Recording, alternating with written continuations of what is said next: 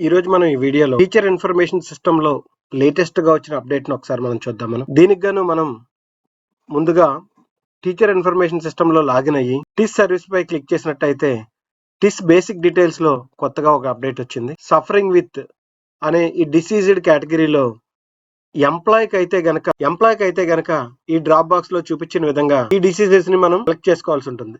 ఎవరైనా ఈ డిసీజెస్ తోటి బాధపడినట్టయితే వారు దీన్ని సెలెక్ట్ చేసుకుని సేవ్ చేయాలి.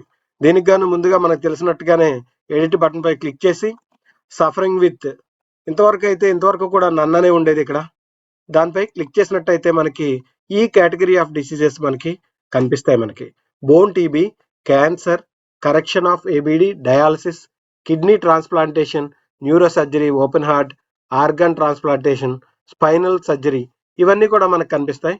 ఏమీ లేకపోతే నన్ను పెట్టండి. అదేవిధంగా ఇక్కడ కేటగిరీలోకి వచ్చేటప్పటికి డిపెండెన్స్ కేటగిరీలోకి వచ్చేటప్పటికి ఇంతకు ముందు వరకు కూడా నన్ననే ఉండేది. ఈ నన్నపై క్లిక్ చేసినట్టయితే మనకి కేటగిరీస్ కనిపిస్తాయి. అదే స్పౌస్కి అయితే గనక ఓన్లీ మెంటల్లీ రిటార్డెడ్ అనుమతిస్తారు. అదే డిపెండెంట్స్ అంటే సన్ కానీ డాటర్ కానీ అయినట్టయితే కనుక ఇప్పుడు కనిపించేవన్నీ కూడా మనకు కనిపిస్తాయి. Haemophilia, holes in the heart by birth, juvenile diabetes, mentally retarded, muscular dystrophy, thalassaemia వీటిలో ఏదన్నా మీరు సెలెక్ట్ చేసుకోవచ్చు. అదే డిపెండెన్స్ అనగానే మనకి స్పౌస్, సన్ ఆర్ డాటర్ అయితే ఓకే.